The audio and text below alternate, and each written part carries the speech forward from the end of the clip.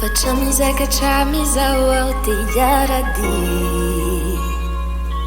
Miala eto sanatry fa ratsy anao Tsy nanaitra ny tatom-poko Tsy mba torozy teo aloha Fa nety tamin'ny fanahiko ny mombanao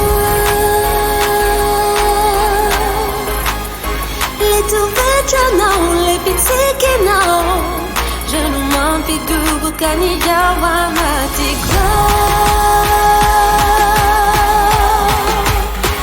Tico tapanao, tico fantacciao Efa Voasoratra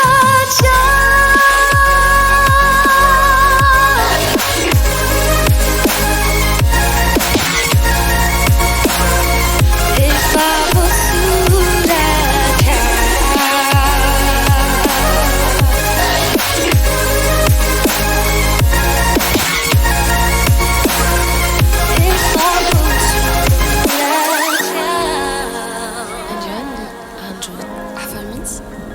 satria te ilaza hoe hafa mihitsy ny mombanao hatramin'izay aho na fantatra olona fa vao mijery anao dia zavatra vaovao zavatra tsy fahitako dia izay mahatonga anahy teny amin'izao fotoan'izao hoe anao tsy misalasala aho raha vao nahitanao